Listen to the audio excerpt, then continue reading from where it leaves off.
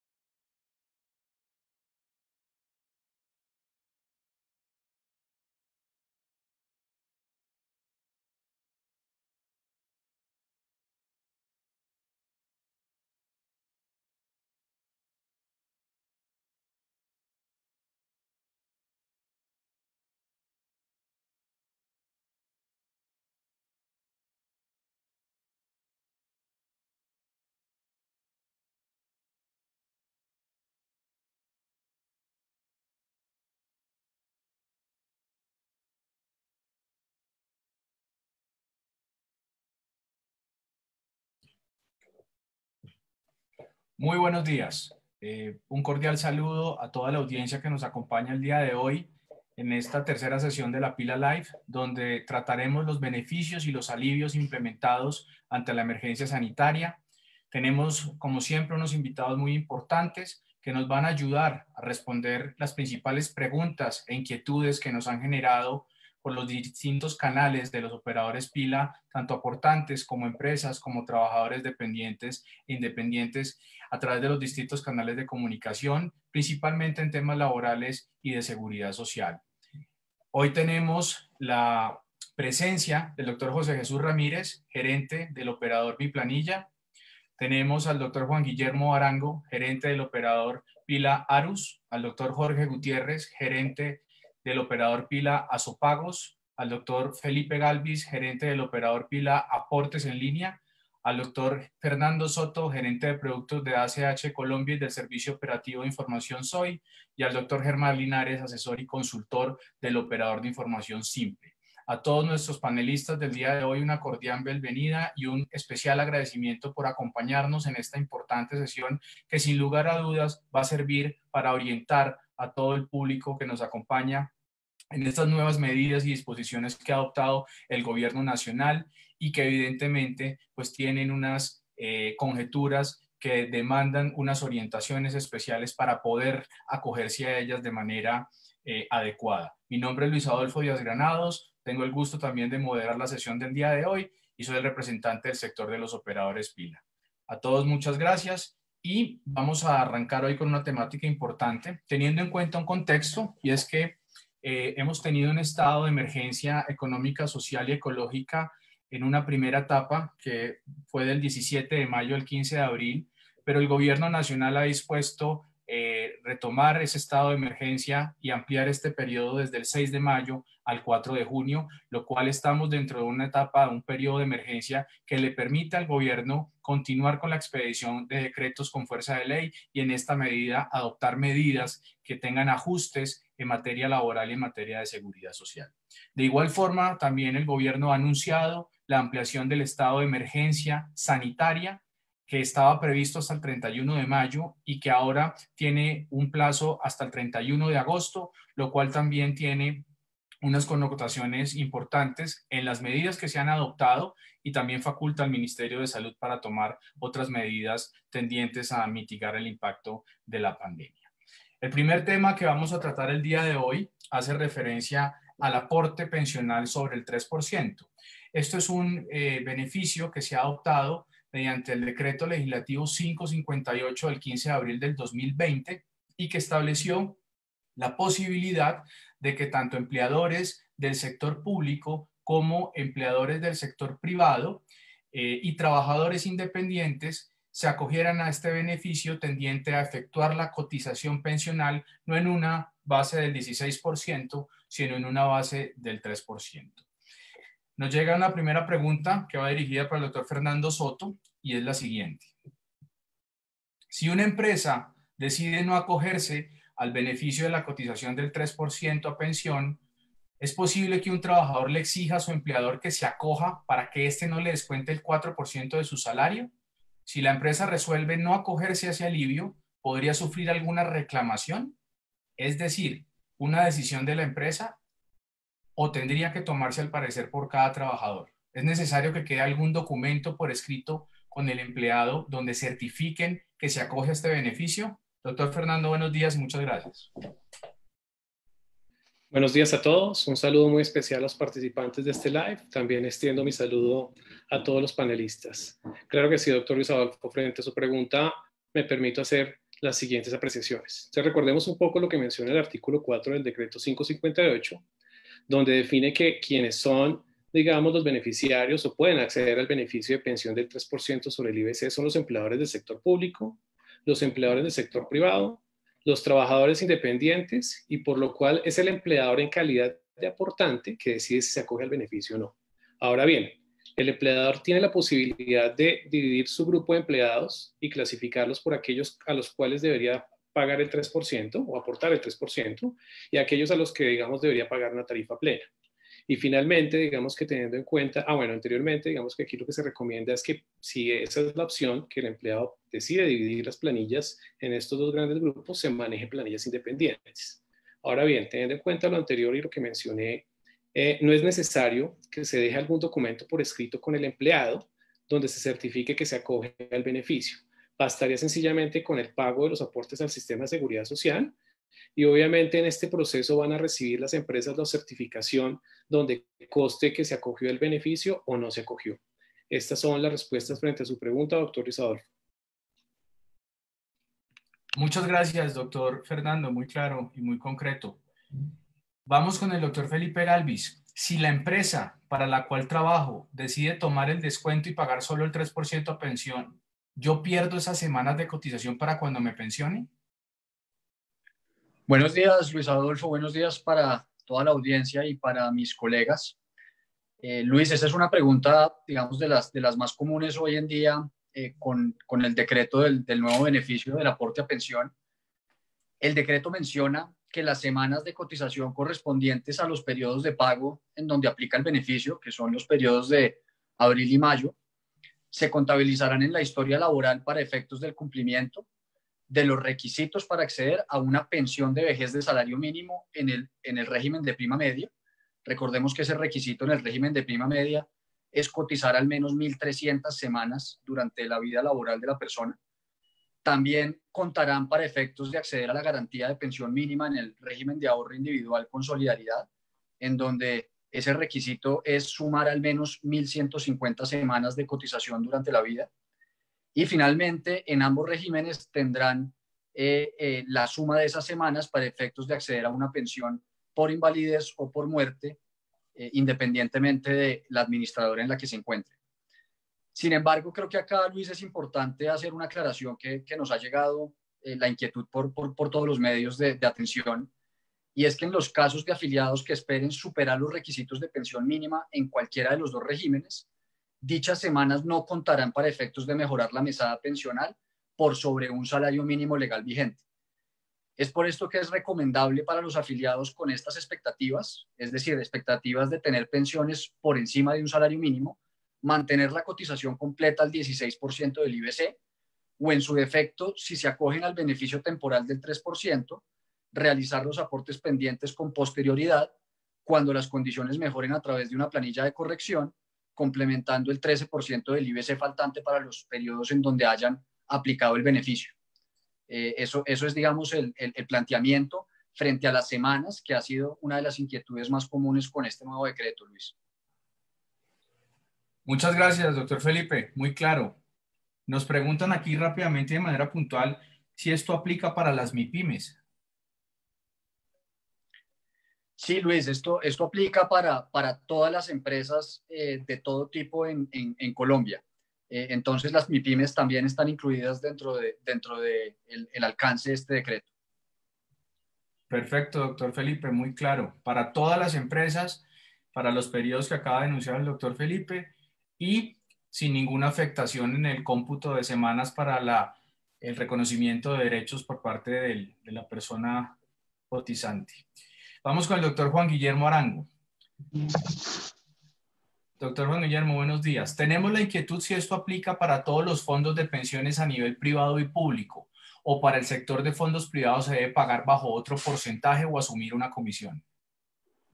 Bueno, buenos días, doctor Luis, y a todos los participantes en esta sesión.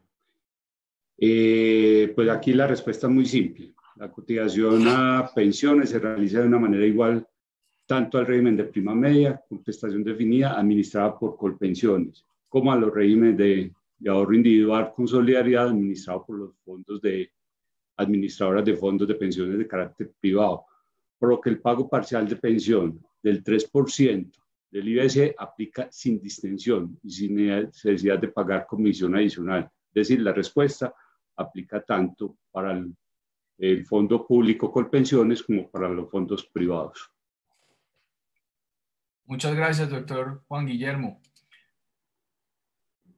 Doctor Germán Linares, nos hacen la siguiente pregunta. Los empleados que aportan tarifas especiales a pensión, ¿cuánto deben cotizar?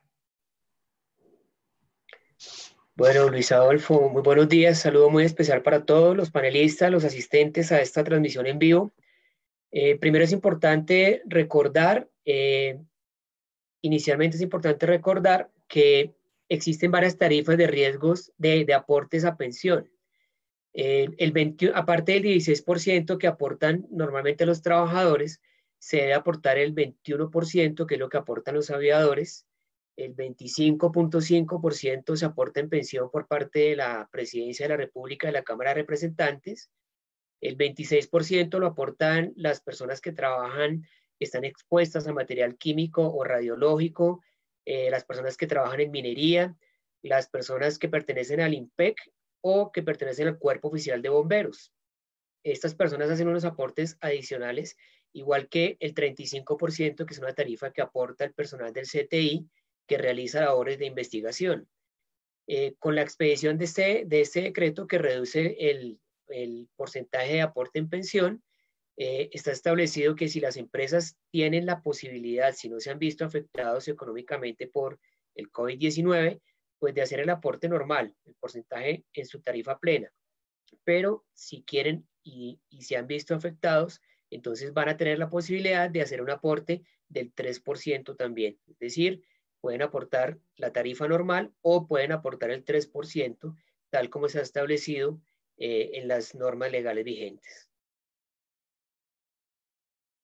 Muchas gracias, doctor Germán. Muy claro esa pregunta que es muy específica, ¿no? A ver, doctor José Jesús Ramírez, muy buenos días. La siguiente inquietud. Mi padre cotiza a pensión en Colpensiones con Colombia Mayor. ¿Para él también se puede aplicar el beneficio de pagar solo el 3%? Muy buenos días, doctor Luis Adolfo, y muy buenos días a todos los usuarios de Pila y a todos los que están conectados en este Pila Live. Respecto a la pregunta, pues es contundente la respuesta, no. O sea, estas personas pues son beneficiarios de los programas de subsidio al aporte a pensión, es decir, los que llamamos beneficiarios del Fondo de Solidaridad Pensional. Y bien sea que ellos paguen por pila o paguen por el talonario como tal establecido, como tal que les entrega Colpensiones, ellos no podrán liquidar una tarifa del 3%, dado que ellos ya manejan un descuento en la tarifa de sus aportes que está reglamentado y que es subsidiado precisamente con los recursos del Fondo de Solidaridad Pensional. Entonces, pues, o sea, no tendrían opción, pues, de tener un doble beneficio. Muchas gracias. Muchas gracias, doctor José Jesús. Nuevamente una especial bienvenida a las personas que nos siguen en este Pila Live y los invitamos a que nos acompañen en nuestras redes sociales, tanto de Facebook como de Instagram y como de YouTube. Nos llegan unas preguntas adicionales muy concretas. Doctor Felipe Galvis, nos preguntan, ¿cómo se debe pagar el aporte del 3%? Doctor Luis, el aporte del 3% se debe pagar en las mismas proporciones que típicamente se paga el aporte del 16% a pensión en condiciones normales de aporte. Es decir, el 75% del aporte debe ser realizado por parte del empleador. Eso corresponde en este caso al 2.25% del IBC del trabajador, y el 25% restante debe ser aportado por el trabajador, es decir, el 0.75% del IBC del trabajador. Cuando estamos hablando de trabajadores independientes, el aporte del 3% debe ser asumido en su totalidad por el trabajador. Y es importante también aclarar, Luis, y esto es un tema más operativo, pero que es muy importante, y es que si una empresa quiere pagar por un grupo de trabajadores la tarifa con beneficio y por otro grupo diferente la tarifa plena, debe hacerlo a través de 2 planillas diferentes y hacerlo a través de su operador pila. Muchas gracias, doctor Felipe. Creo que es muy importante hacer esa aclaración. Doctor Juan Guillermo, nos llega esta otra pregunta. Si no alcanzo a pagar los aportes de abril y mayo, ¿después puedo pagar con el 3%? No, señor. Este fue un tema excepcional y realmente esto se acordó que para los meses de mayo y junio se van a abrir los pagos para los periodos de abril y mayo correspondientemente. Si yo no alcancé a realizar los pagos de estos 2 periodos durante los meses de mayo y junio, ya debería liquidar con el 16%, como corrientemente se hace la liquidación a los fondos de pensiones. Es decir, es un beneficio temporal, únicamente por esos 2 meses de pago y para los periodos de abril y de mayo, no para otros periodos. Muy importante acotar esto a la temporalidad que demanda la norma, periodos de abril y mayo que se pagan en mayo y junio respectivamente. Quiero resaltar antes de cerrar este capítulo que el Ministerio de Salud y Protección Social emitió la resolución 686 del 2020, mediante la cual reglamentó lo dispuesto por el decreto 558 en lo que respecta al beneficio del aporte pensional sobre el 3%. Ahí están contenidas todos los procedimientos, todas las disposiciones prácticas para llevar a cabo la materialización de este beneficio, y queremos reiterarles que desde esa reglamentación todo el sector de operadores pila puso a disposición sus plataformas y sus sistemas para que tanto trabajadores independientes como empleadores del sector público y del sector privado se puedan acoger a este beneficio.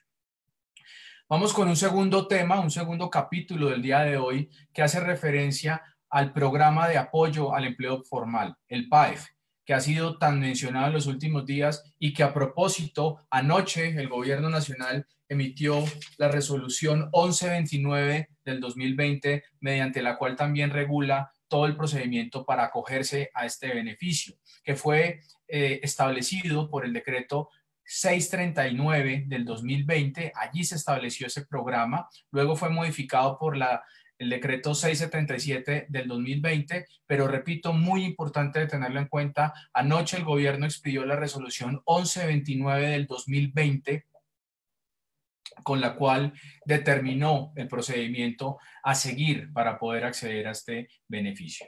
Doctor Juan Guillermo, continuemos. ¿En qué consiste este apoyo otorgado por el Gobierno Nacional?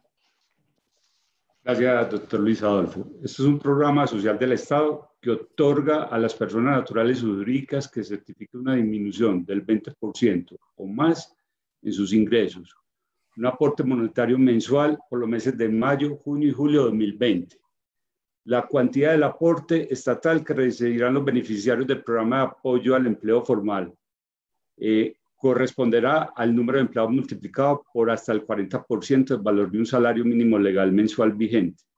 Eso equivale a 351.000 pesos, a 351.000 pesos. Muy importante, muy importante. Doctor Felipe Galvis, ¿qué requisitos debo tener para postularme al programa de apoyo al empleo formal?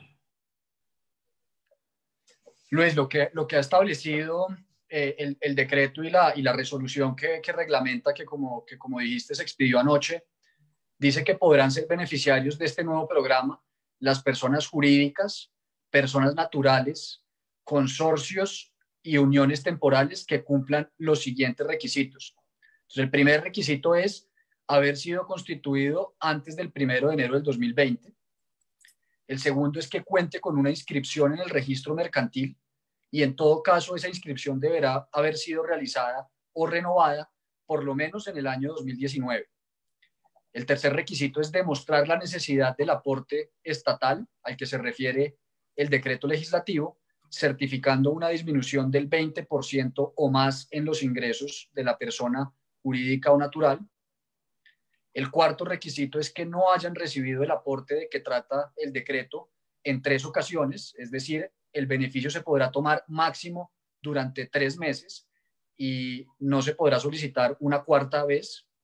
Y finalmente, que no hayan estado obligadas en los términos del decreto legislativo a restituir el aporte estatal del PAEF por haber incumplido alguno de los requisitos previamente mencionados. Muchas gracias, doctor Felipe. Doctor Germán Linares, ¿las personas naturales pueden acceder al PAEF?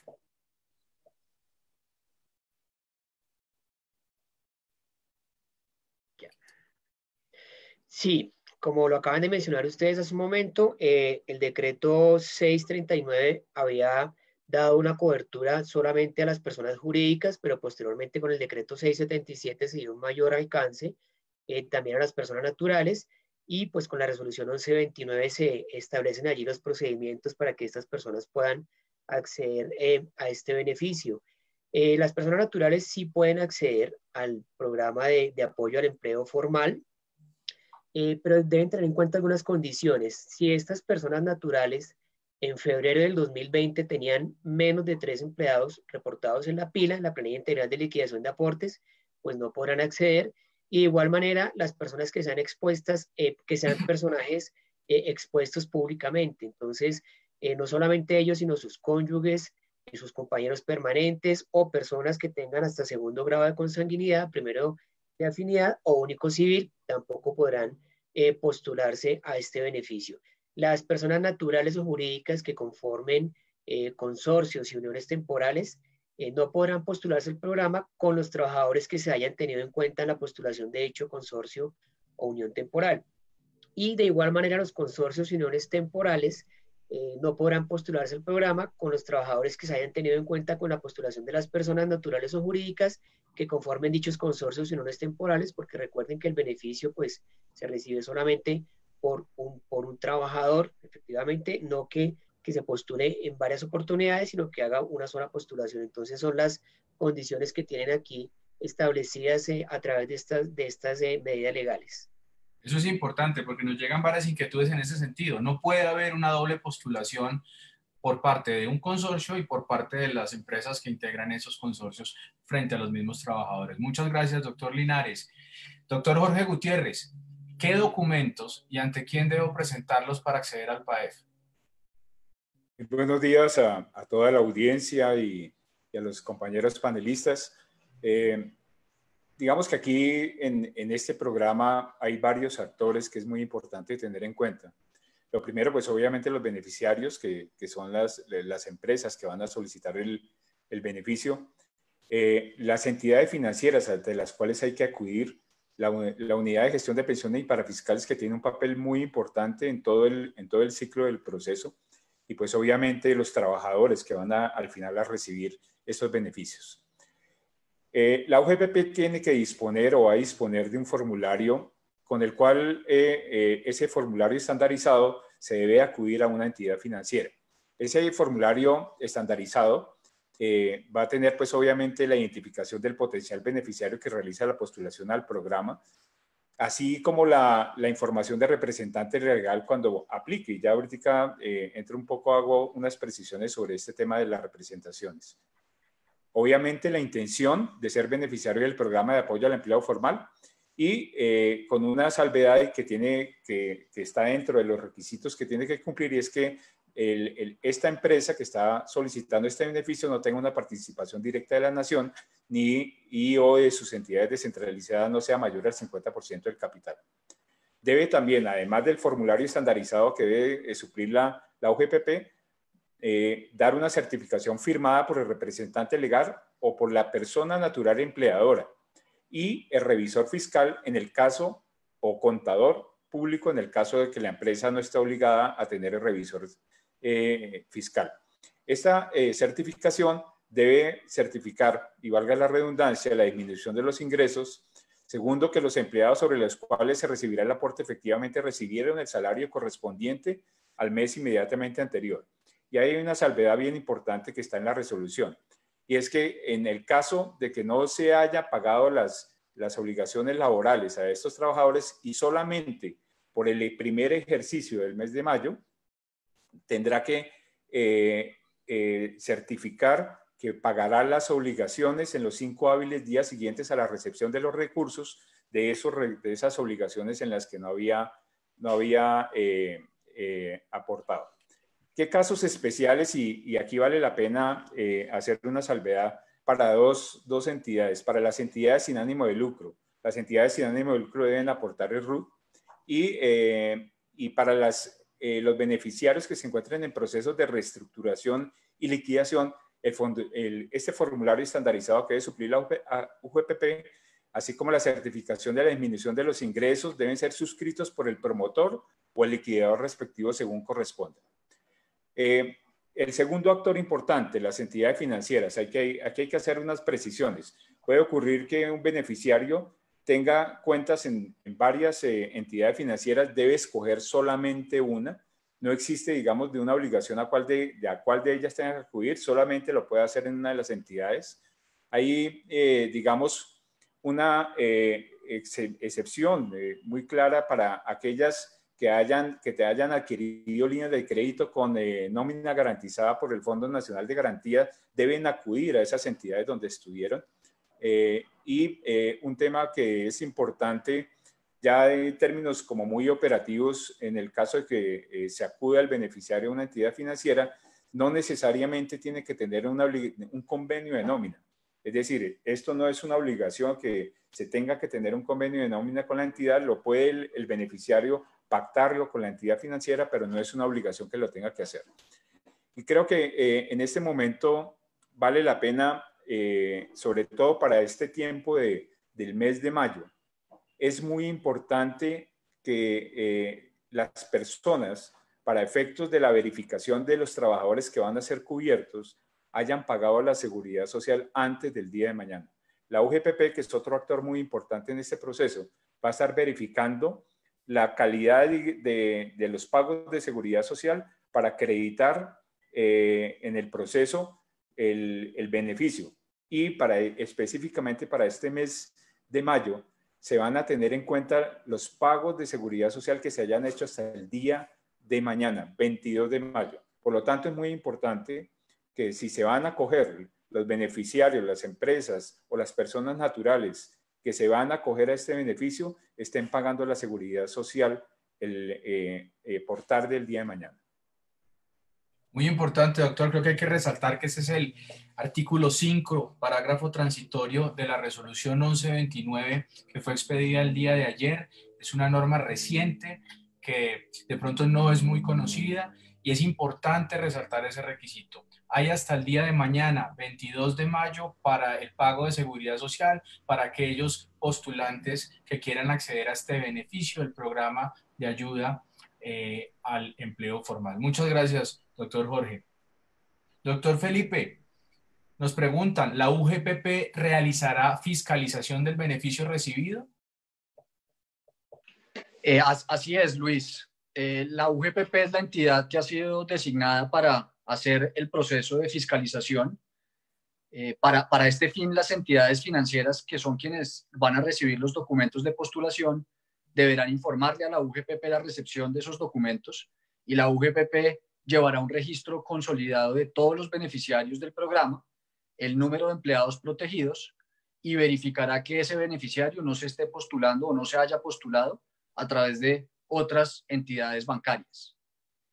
Asimismo, Luis, la UGPP, dentro de sus labores de fiscalización que adelantará durante 3 años siguientes a la finalización del programa, también podrá verificar el cumplimiento de los requisitos establecidos en el decreto y para esos efectos podrá acceder a información de la DIAN que estará en la obligación de remitir toda la información que la UGPP requiera para realizar dichas validaciones. Para efectos de verificar la identidad y la calidad de quienes suscriben los documentos de postulación, Luis, las cámaras de comercio también deberán permitir a la UGPP y a las entidades financieras la interoperabilidad y el acceso a la información para validar estos datos de identidad y de calidad de los representantes. Finalmente, en caso de verificarse que exista algún incumplimiento de los requisitos con ocasión de los procesos de fiscalización que va a adelantar la UGPP, esta deberá adelantar el proceso de cobro coactivo en contra de aquellos beneficiarios que hayan recibido uno o más aportes estatales de forma improcedente. Y para este fin aplicará el mismo procedimiento y sanciones que se establecen en el Estatuto Tributario para las devoluciones de impuestos improcedentes, Luis.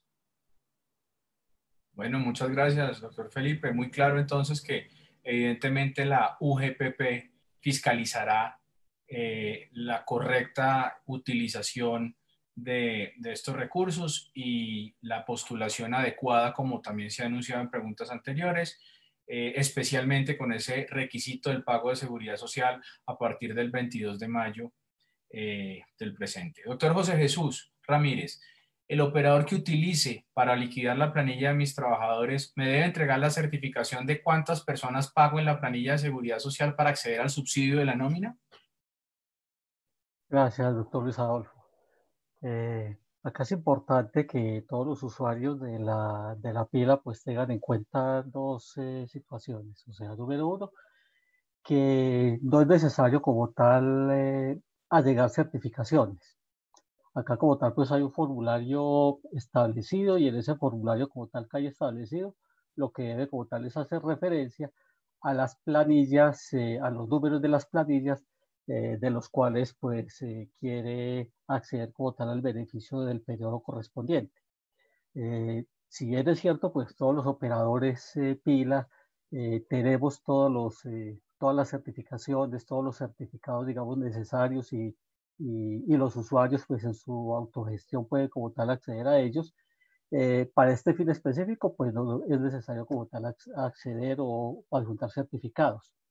Acá es muy importante tener en cuenta que va a ser muy difícil como tal hacerle trampa al sistema en la medida en que recordemos que la actividad principal que cumplimos los operadores de información es una vez que los empleadores o independientes o personas naturales pagan, toda la información como tal de la pila inmediatamente viaja hacia el Ministerio de la Protección Social, lo que implica que ya esta es una información que ya está como tal consolidada por el gobierno y a ella pues van a tener acceso como tal por las entidades de control, como en este caso la UGPP. Entonces, pues, o sea, número uno, entonces no es necesario como tal adjuntar certificaciones, va sí hacer referencia a las planillas en los formularios. Es importante que para este beneficio se entiende que el número de empleados corresponde al número de empleados reportados en la pila al periodo de cotización inmediatamente anterior al de postulación a cargo de dicho beneficiario.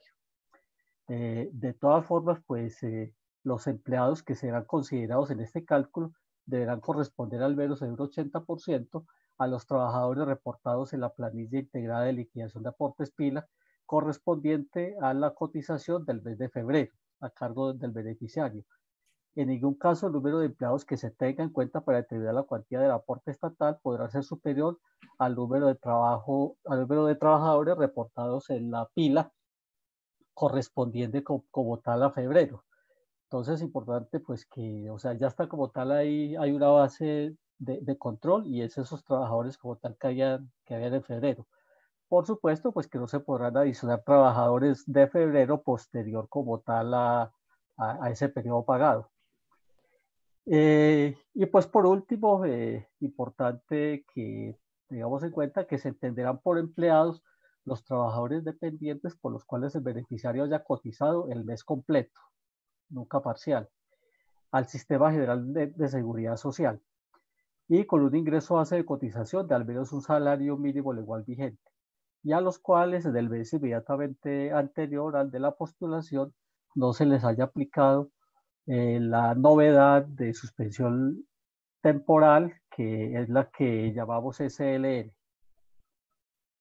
Muchas Pero gracias, pues, doctor José Jesús. haber hecho claridad completa. Sí, muchas gracias. Importante claridad sobre todo en la innecesariedad de aportar certificados adicionales. No se requiere ningún certificado adicional, como lo ha anunciado el doctor José Jesús, en línea con la resolución 1129 del 2020. Doctor Fernando Soto, nos preguntan, ¿en qué casos se deberá restituir el aporte estatal del programa de apoyo al empleo formal? Claro que sí, doctor Luis Adolfo. Digamos que hay tres aspectos fundamentales con relación a esa pregunta.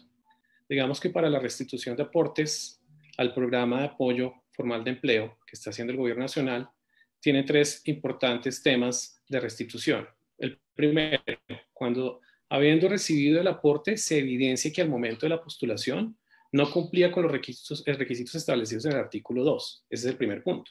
El segundo es cuando se compruebe que existió falsedad en la documentación presentada para acreditar los requisitos establecidos. Aquí bastará con una comunicación de la entidad que está expidiendo dichos documentos para poder confirmar que hubo una incongruencia entre la información presentada y la información real. Y el tercer punto es cuando el beneficiario se haya comprometido al pago de salarios adeudados en el mes de abril y no le haya cumplido a sus trabajadores con dicho compromiso. En los anteriores tres puntos, el Ministerio de Hacienda y Crédito Público establecerá a través de las distintas resoluciones el proceso que tendrá que hacerse para la restitución de aportes a este programa. Y para eso, pues digamos que el gobierno podrá acceder a los convenios suscritos con las entidades financieras o los operadores o podrá hacer la modificación de los mismos.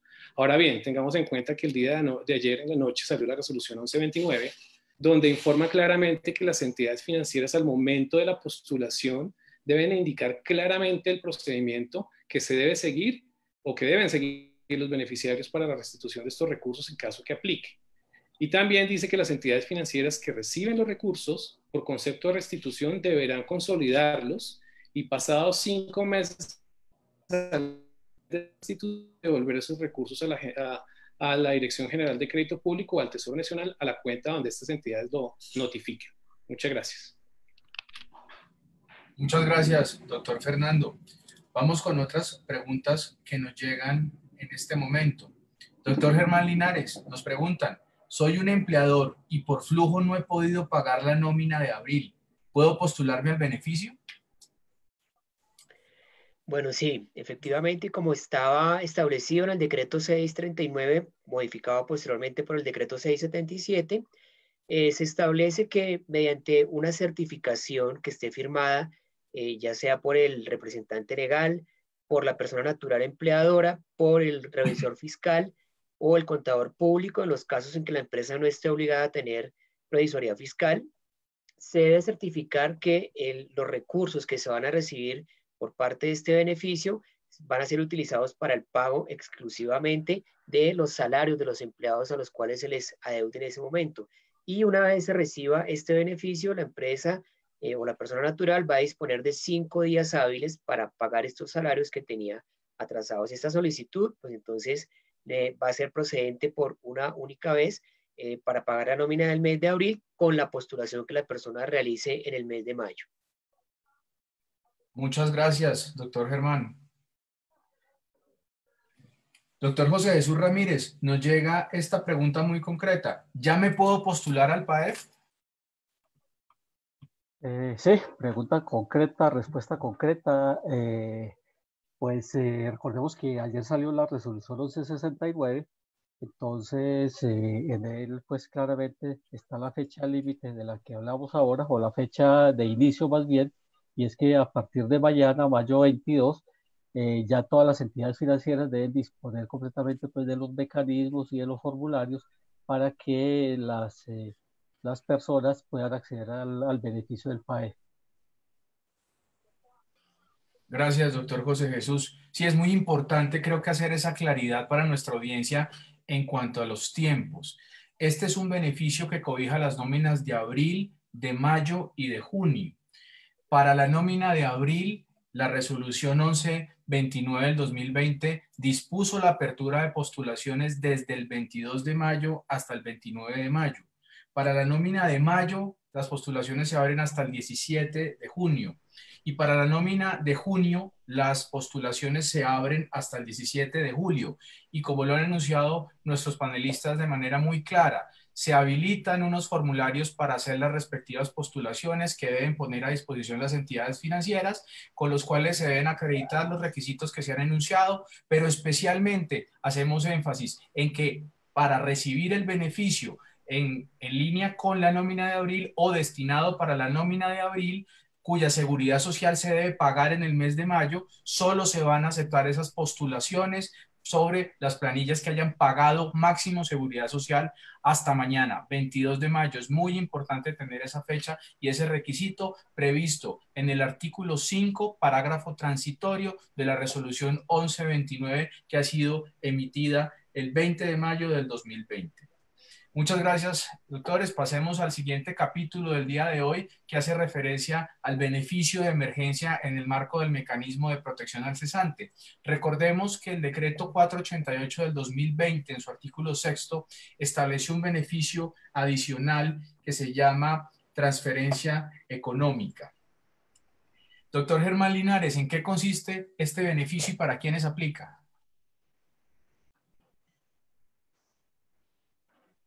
La transferencia económica efectivamente son unos beneficios que se han establecido dentro de las medidas que ha adoptado el gobierno y establece específicamente este beneficio dentro del decreto 488. Son unas transferencias que se van a realizar directamente a las personas que con motivo del COVID-19, de la pandemia, aclarando, claro está, que este no es una causal determinación del contrato de trabajo, es un beneficio que van a recibir las personas que hayan estado afiliadas a las cajas de compensación durante un periodo de 12 meses continuos o discontinuos dentro de los últimos 5 años, siempre y cuando hayan cotizado con categoría A o con categoría B. Este beneficio consiste en 2 salarios mínimos, que es más o menos 1.755.000, que se divide en 3 cuotas mensuales. Y aparte de este beneficio de 585.000 pesos mensuales, entonces la persona también va a tener la posibilidad de recibir su subsidio monetario por padres o por hijos y va a recibir el aporte a salud y el aporte a pensión. Se ha establecido inicialmente por parte del gobierno que se aplicaba el beneficio hasta donde alcanzaran los recursos, pero posteriormente se hicieron algunos convenios para lograr dar cobertura a la cantidad de solicitudes y postulantes de este beneficio ante las cajas de compensación. Muchas gracias, doctor Germán. Doctor Jorge Gutiérrez, nos preguntas, ¿quiénes pueden acceder al mecanismo de protección al cesante dentro del estado de emergencia económica, social y ecológica? Sí, muchas gracias. Y para reforzar un poco lo que estaba comentando el doctor Linares, indudablemente, pues son en el sistema del subsidio familiar existen 2 categorías de trabajadores, los categoría A y los categoría B. Es decir, estas 12 categorías agrupan a los que ganan menos de 4 salarios mínimos legales vigentes, que en estricto sentido son los que pueden ser beneficiarios de los subsidios por parte de las cajas de compensación. La otra condición es que hayan perdido el empleo. El empleo para este caso específico, el decreto 488, el decreto legislativo 488, no ponía ningún límite a la pérdida del empleo. Y la condición que colocaba es que hubieran estado afiliadas a las cajas de compensación 12 meses en los últimos 5 años. Esto pues obviamente y para efectos de lo que pudo haber pasado con la gran cantidad de postulaciones que hubo, pues era un universo muy grande de personas que podían aplicar para esto. E igualmente se incluyó también en ese espectro a las personas independientes que se encontraban cesantes. Obviamente lo que tenían que haber hecho era haber pagado aportes a la caja de compensación familiar durante 12 meses en los últimos 5 años para efectos de recibirlo. Esta mañana el ministro de Trabajo anunció que ya hay en preparación un decreto que lo anunció en los noticieros, que va a estar firmado el día de mañana, donde se le da, digamos, otros recursos adicionales para las personas que se puedan postular. Y esto en gran medida porque como los recursos eran limitados, como se mencionó anteriormente, hubo muchísimas personas que quedaron en lista en espera.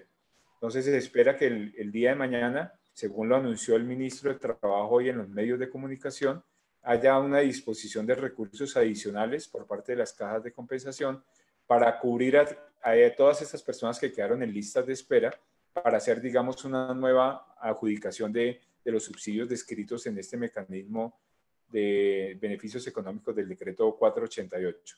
Y hay otra partida hacia más adelante que todavía está, digamos, en términos de noticias, de unos recursos ya de fondos del gobierno para efectos de hacer cobertura a esta gran cantidad de personas que están siendo postuladas. Muchas gracias, doctor Jorge. Nos llega en este momento una pregunta muy concreta. ¿Cómo me postulo a este beneficio? De manera muy concreta, doctor Jorge. Como todos los procesos que se han venido diseñando en este periodo que estamos viviendo, lo puede hacer a partir de las páginas web de las cajas de compensación. Ahí está previsto el mecanismo electrónico para postularse. Debe hacerlo en la última caja de compensación donde estuvo afiliado y debe juntar unos requisitos que están previstos. En cada una de las cajas de compensación están los requisitos que debería cumplir. Entre ellos, pues llenar el formulario, presentar la carta de cesación de trabajo.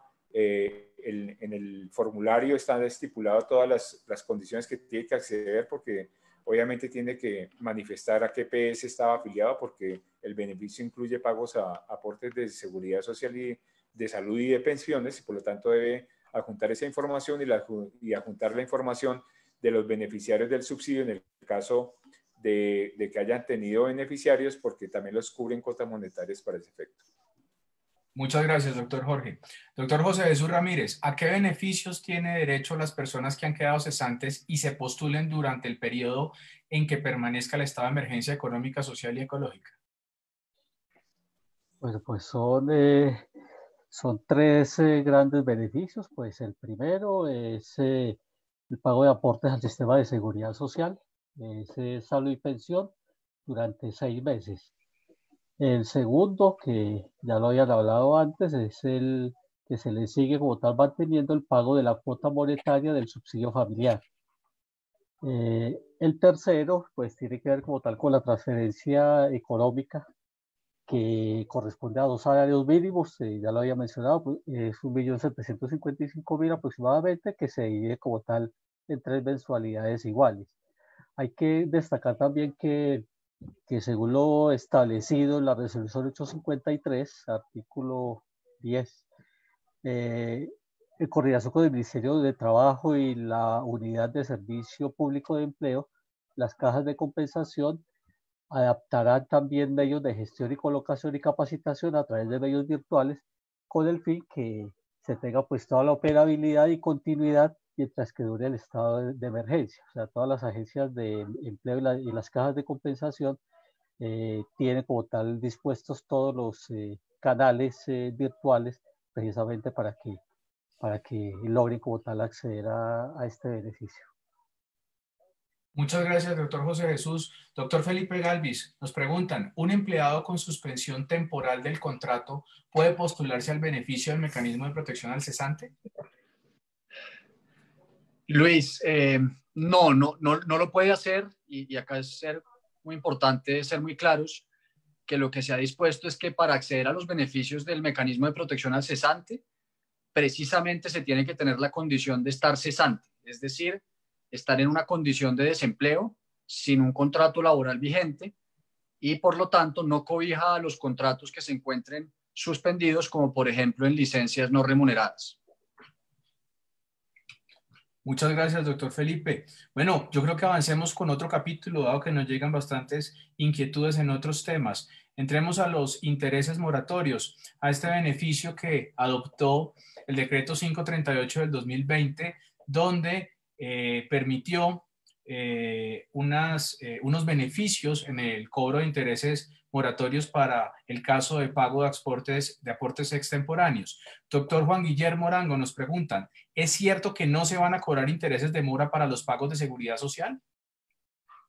Es cierto. De acuerdo al decreto 538 de 2020, desde el día de su publicación, que fue el 12 de abril, y hasta el mes siguiente, después de la terminación de la declaración de emergencia sanitaria, derivada pues de la pandemia del COVID-19, no se liquidarán intereses de mora al sistema de seguridad social integral y para fiscales, para las cotizaciones que se paguen de manera extemporánea. Es muy importante aquí dejar dos temas claros. Primero, en el que ya hemos insistido, que si vamos a acceder al beneficio de el subsidio pues el apoyo pues al tema de pago de mantener el empleo, debemos pagar antes del 22 de mayo. Eso es muy importante. Aún así no se me haya vencido el pago del mes de abril. Recordemos que los pagos se vencen hasta el último día hábil, que corresponde al 26 de mayo. Lo debo pagar máximo el día de mañana. Eso es muy importante. No importa que no haya liquidación de intereses por mora. Si deseo acceder a ese beneficio, debe pagar antes del día de mañana. Y otro tema importante es que no es época, y en eso hemos insistido bastante, para no estar al día en la seguridad social. Entonces dejo esos dos mensajes, independiente de que no haya liquidación de intereses de mora. Muchas gracias, doctor Juan Guillermo. Muy claro y muy precisa la respuesta. Doctor Germán Linares, nos preguntan, si una empresa en diciembre de 2020 va a realizar correcciones del periodo de marzo de 2020, ¿se deben cobrar intereses de mora? Bueno, sí, importante entonces retomar lo que acaba de establecer el doctor Juan Guillermo. Decreto 538, el decreto legislativo, artículo 26, establece que a partir del 12 de abril y hasta un mes posterior a la terminación de la emergencia sanitaria, no se cobrarán intereses de mora, efectivamente. Y si la empresa quisiera hacer de pronto alguna corrección por allá en el mes de diciembre, de los meses en los cuales se estaba aplicando esta exoneración, tampoco se le podrán cobrar intereses de mora. Otra cosa que es importante aclarar, recuerden que se acaba de extender la emergencia sanitaria hasta el 31 de agosto y de acuerdo a lo que está establecido en este decreto, dice un mes posterior a la terminación de la emergencia sanitaria, o sea que ya estamos hablando del mes de septiembre. Hasta allí, si no dice nada contrario el ministerio, pues no se podrían cobrar intereses de mora de acuerdo a lo que está establecido actualmente en estas normas, en estas medidas. Entonces, importante aclarar este tema y claro, si no se va si van a hacer correcciones posteriores, pues se tienen en cuenta las fechas sencillamente y a partir de la fecha en la cual se termina la emergencia sanitaria, se empezarán a cobrar los intereses respectivos. Antes no se podrían cobrar.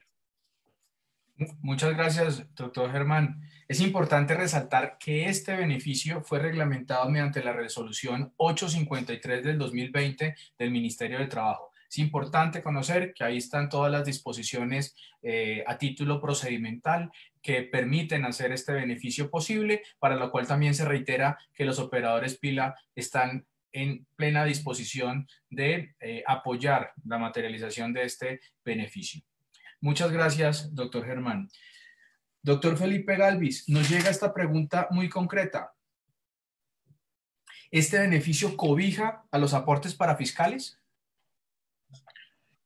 Sí, Luis, el beneficio de exoneración de intereses cobija tanto seguridad social como para fiscales, es decir, que también incluye los subsistemas de caja de compensación, SENA y aportes al ICBF. Muchas gracias, doctor Felipe. Muy concreta la respuesta. Nos hacen una pregunta puntual, de manera muy concreta, doctor Germán Linares. ¿En qué consiste el impuesto solidario por COVID-19?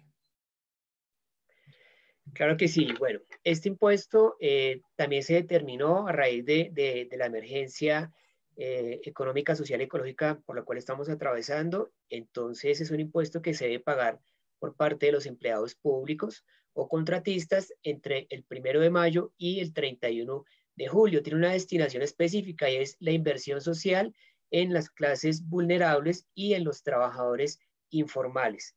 y aplica entonces para personas naturales que sean servidores públicos, cuyos pagos constitutivos de salario sean mensualmente de 10 millones de pesos o más. También aplica para esas personas naturales que cobren honorarios a alguna de las entidades del Estado y cuyo pago o abono en cuenta sea igual o superior a 10 millones de pesos. Y para los pensionados también del sector público o privado que reciban mesadas superiores, mesadas pensionales superiores a 10 millones de pesos. No va a aplicar para aquellos médicos que actualmente están atendiendo toda la emergencia del COVID-19, tampoco va a aplicar para los militares, y la norma lo que indica sencillamente es que se toma el valor del abono en cuenta, se le debe restar un valor de 1.800.000 pesos y a ese valor neto entonces se le aplica el porcentaje que corresponde a una tablita que está allí definida en el decreto. Sencillamente dice salarios que estén entre 10 millones y 12 millones 500 deben hacer un aporte del 15%, entre 12 millones 500 y 15 millones el 16%, entre 15 millones y 20 millones el 17%, y salarios iguales o superiores a 20 millones de pesos harán un aporte del 20%. Muchas gracias, doctor Linal. Importante, para contratistas y servidores públicos, sector público cobija este impuesto. Doctor Jorge Gutiérrez, nos preguntan ahora por el retiro de cesantías en emergencia, a propósito de esa medida adoptada por el decreto 488 del 2020. ¿Cuáles son los requisitos para hacer ese retiro parcial de las cesantías? Bueno, en el marco de toda la reglamentación que está ocurriendo en esto, obviamente las cesantías tienen un papel muy importante porque en sí mismo es un seguro precisamente para la disminución de esos ingresos. Esa disminución, las personas pueden acudir a los fondos de cesantías, las sociedades administradoras de fondos de pensiones y cesantías de carácter privado, y aquí hay que hacer la aclaración que son las de carácter privado nada más, en la que se haga una solicitud de retiros parciales de los recursos que están allá. ¿Cómo se debe hacer esa solicitud? La hacen a partir de una carta que la debe presentar la empresa donde ese trabajador está trabajando. Esta carta debe tener el nombre y la razón social del empleador junto con el tipo y el número de identificación de la empresa, los nombres y apellidos con el tipo y número de identificación del trabajador, los datos de contactos del empleador, el salario devengado a 1 de marzo del año 2020, el monto de disminución del ingreso mensual, para poder hacer, digamos, exactamente definir cuánto es la disminución del ingreso que ha tenido esta persona y lo podrá hacer el retiro definido, obviamente, contra el saldo que tengan esas cesantías. Es decir, podrá acudir a hacer esos retiros hasta el monto que tenga en la cuenta. Un tema que ya es muy claro que lo tengan las personas para efectos de seguridad, pues debería ir esto en papel membreteado de la empresa, obviamente con que tengan pie de página, encabezados y sellos y firmas para que aplique cada uno de los empleadores para efectos de la seguridad en el retiro de estos recursos. Muchas gracias, doctor Jorge. Bueno, siguiendo con esta variedad de temas, nos preguntan un par de casos sobre el tema del COVID como enfermedad laboral. Hay que resaltar que también fue recientemente expedido el decreto 476 del 2020, por el cual se incorpora el COVID-19 como enfermedad directa a la tabla de enfermedades laborales para los trabajadores del sector salud y asociados a este. Doctor Felipe, nos llega este caso. Soy una enfermera y todos los días estoy expuesta a pacientes con COVID-19. ¿El COVID-19 se considera una enfermedad laboral? En ese caso, Luis, sí. En una enfermedad laboral, recordemos, es la contraída como resultado de la exposición a factores de riesgo inherentes a la actividad laboral que desempeña el trabajador o del medio en el que el trabajador se ha visto obligado a trabajar. En esta medida, el gobierno nacional es el encargado de determinar en forma periódica cuáles enfermedades se consideran como laborales y en los casos en que una enfermedad no figure en esa tabla, pero se demuestre la relación de causalidad con los factores de riesgo ocupacionales, será reconocida como enfermedad laboral. Y así se establece en las normas legales vigentes, Luis. Por su parte, el decreto 538 del 2020, recientemente expedido, incluyó dentro de la tabla de enfermedades laborales el COVID-19 como enfermedad laboral directa respecto de los trabajadores del sector salud, como el caso que plantea la pregunta, incluyendo también al personal administrativo de aseo, vigilancia y de apoyo que preste servicios en las diferentes actividades relacionadas con la prevención, el diagnóstico y la atención de esta nueva enfermedad. En los otros casos diferentes a los trabajadores del sector salud, incluyendo el personal administrativo de aseo, vigilancia y de apoyo que preste servicios en las diferentes actividades de prevención, diagnóstico y atención del COVID-19, deberán surtir el proceso de calificación de origen por parte de la EPS o de la ARL en primera oportunidad antes de que sea declarada como enfermedad laboral. Muchas gracias, doctor Felipe. Doctor José Jesús, nos llega otro caso con relación al tema del COVID-19. Dice así: soy un contratista del sector salud.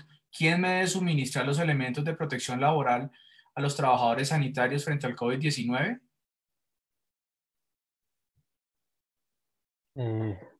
Bueno, acá pues hacemos mención como tal al decreto 676 de 2020, artículo 5, del cual pues dice que durante el término de la emergencia sanitaria declarada mediante la resolución 385, las administradoras de riesgos laborales, las ARLs, deben contribuir con la financiación y o con la entrega de los elementos de protección de sus afiliados, y que este es el caso pues de los contratistas. Cuando estos corresponden al personal de salud, incluyendo al personal administrativo, de aseo, vigilancia y apoyo, que preste servicio en las diferentes actividades de prevención, diagnóstico y atención del COVID-19, y que estén vinculados mediante contrato de prestación de servicios, aplicando pues los criterios de priorización de acuerdo con el nivel de exposición que tenga como tal al riesgo. Las ARL se concertarán en este caso con la entidad contratante, con la empresa contratante, la forma en que se realizará como tal esa financiación y la entrega como tal de todos esos elementos de protección. Muchas gracias, doctor José Jesús. Bueno, hemos culminado el tiempo, pero con la venia de los panelistas y con la venia de nuestra audiencia el día de hoy, les pido especialmente tomemos un par de minutos adicionales para acabar estas preguntas importantes que están siendo reiteradas y que nos están llegando en este momento. Doctor Jorge Gutiérrez, en estos temas varios, soy un empleador y me gustaría saber si podría suspender el contrato de un trabajador, pero realizar el pago completo a Seguridad Social. Una pregunta bastante interesante. En principio, pues obviamente no me voy a referir al relacionamiento entre este empleador y la suspensión del contrato, porque la pregunta va muy dirigida a si puede pagar la Seguridad Social. Y le diría sí, se lo puede hacer, puede pagar la Seguridad Social. Y la modalidad para hacerlo dentro de la pila sería hacer una novedad de licencia remunerada que está reglamentada en la resolución 2388 del 2016, que están todos los requisitos para el pila, y permite de esta forma que se le informe a la administradora que la persona está en una licencia remunerada y la categoría, ya como es una licencia remunerada, lo que no habría sería aportes a la administradora de riesgos laborales, partiendo pues de la lógica de que esta persona no está trabajando. Es decir, lo pueden hacer, le pueden pagar la seguridad a los trabajadores en el caso que hayan suspendido un contrato a un trabajador. Muchas gracias, doctor Jorge. Muy interesante esta casuística. Doctor Juan Guillermo, en esa misma línea, si me encuentro en licencia no remunerada, ¿tengo derecho a recibir cuota monetaria? Doctor Luis, eso depende mucho del tiempo que dure la licencia. Recordemos que según la ley 789 de 2002, tienen derecho al subsidio familiar en dinero aquellos trabajadores cuya remuneración mensual no supere los 4 salarios mínimos legales vigentes mensuales y siempre y cuando laboren un mínimo de 96 horas al mes. A eso fue mi primera respuesta, que depende del tiempo en que dure la licencia y que sumado con los salarios de su cónyuge de compañero no supere los 6 salarios mínimos legales vigentes. En síntesis, si la persona, su licencia hace que labore menos de 96 horas al mes, no recibirá cuota monetaria. Muchas gracias, doctor Juan Guillermo. Doctor Fernando, nos preguntan, ¿en qué consiste el programa de Colombia Mayor? Claro que sí. Digamos que como bien su nombre lo dice, este programa nació con el fin de ayudar a los adultos mayores, ancianos que no cuenten con beneficios tanto de pensión como de vivienda. En muchas ocasiones estos beneficiarios están en condiciones de pobreza extrema y lo que quiere con este beneficio es tratar de ayudar de una forma económica, darles una mano en el alivio de sus necesidades básicas. Gran parte de estos beneficiarios reciben estos subsidios económicos a través de una cuenta corriente de ahorros de alguna entidad financiera. Sin embargo, los que no están bancarizados también tienen algunos centros de atención, como el del adulto mayor, para poder recibir estos recursos. En eso consiste el programa Colombia Mayor. Y en esa misma línea nos preguntan cómo se accede a estos beneficios, doctor Fernando. Claro que sí, digamos que hay varias condiciones. Primero, ser colombiano, que es como el principal punto, haber residido en los últimos años en el territorio nacional. Hay unos máximos de edades, dice que para las mujeres pueden acceder a la solicitud al tener 54 años y los hombres al tener 59 años. Y otro de los grandes requisitos es pertenecer al nivel de CISBEN 1 y 2.